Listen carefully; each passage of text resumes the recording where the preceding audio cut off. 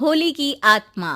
बचपन से शहर में रहने वाला मनोज इस साल होली की छुट्टियों में अपने गांव दुर्गापुर वापस आता है, जहां उसे देख पूरा गांव खुशी से झूम उठता है। जब गया था तब इतना सा था और अब देखो कितना बड़ा हो गया है। हाँ सरपंच जी, जब मैं गया था तब आप भी बहुत जवान थे और अब देखो कितने बूढ़े हो गए हैं आप।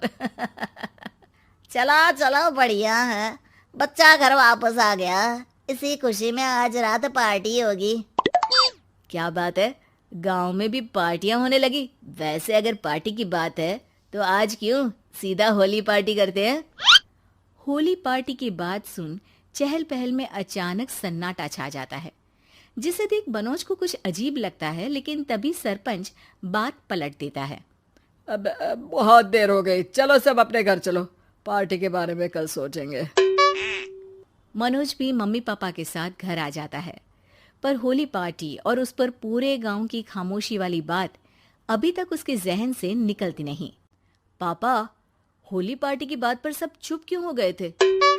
अरे होगी उनकी कोई अपनी बात। मुझे गांव की पंचायती थोड़ी पता है। थक गया हूँ, चलो सो जाते हैं, कल बात करते हैं। पापा की बात मानते हुए मनोज भी सोने चला जाता है। आज तो छुपा लिया, लेकिन हफ्ते बाद जब होली का दिन आएगा तब इसे कैसे रोकोगे? अगली सुबह सूरज के साथ ही मनोज भी गांव घूमने निकल जाता है, जिस पर रास्ते में उसे अपनी ही उम्र के कुछ लड़के भी मिलते हैं, जिनसे दोस्ती कर अब वो उनके साथ घूमने लगता है। इसी तरह कुछ दिन बीत जाते हैं और होली नजदीक आने लगती है। दोस्तों, होली में 4 दिन ही बचे हैं, पर गांव में उसकी कोई तैयारियां क्यों नहीं दिख रही? क्योंकि यहाँ होली नहीं मनाई जाती। अरे पर ऐसा क्यों? वो राजा भूषण। अरे तुम 4 दिन के लिए आए हो, क्या इतना सोच रहे हो?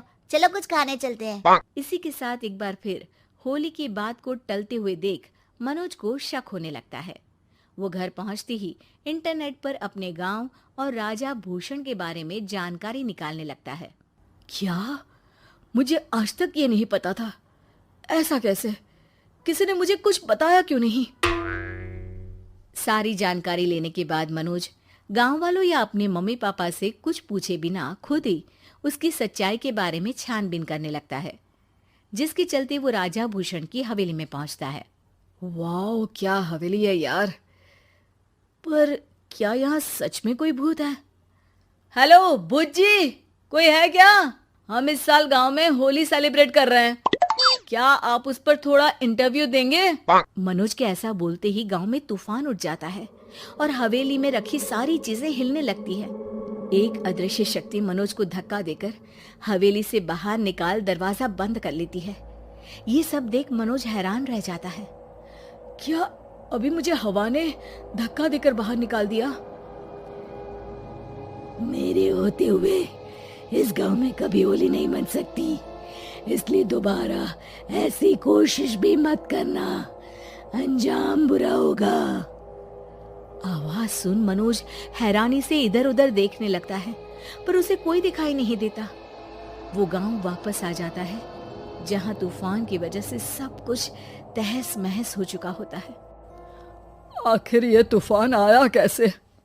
ना ऐसा कोई मौसम था और ना ही हमने होली का त्योहार मनाने की बात की थी।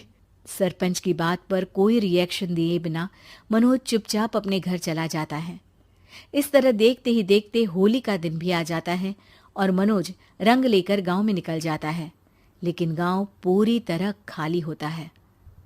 अरे त्योहार का दिन है, धूमधाम की जगह मातम क्यों मनाया हुआ है? मनोज की आवाज सुन सब अपने घर की खिड़कियां खोल के घर के अंदर से ही उसे वापस जाने के लिए कहने लगते हैं, पर वो किसी की नहीं सुनता।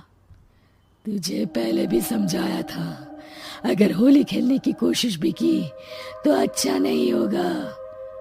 अरे बात मान लो बेटा, तुम्हें सच नहीं पता। मुझे सब पता है।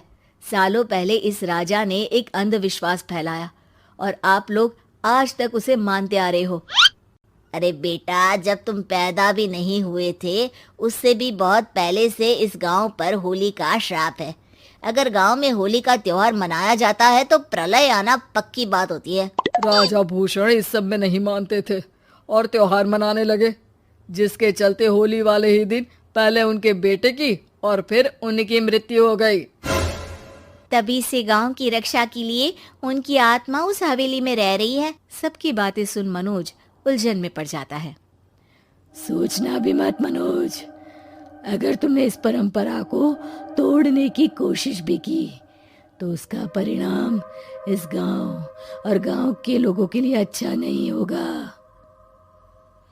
मुझे भी यकीन नहीं हो रहा कि आप लोग एक बेतुकी बात को मानकर सालों से रंगों के त्योहार को मातम की तरह मनाते आ रहे हो। मनोज किसी की कोई बात ना मानते हुए पूरे गांव में रंग बिखेर देता है, जिसके तुरंत बाद वहां तूफान के साथ बिजलियां गरजने लगती है। अचानक मौसम में ऐसा बदलाव देख जहां मनोज कंफ्यूजन में आ जाता है, वहीं गांव वाले डर से सहम जाते हैं।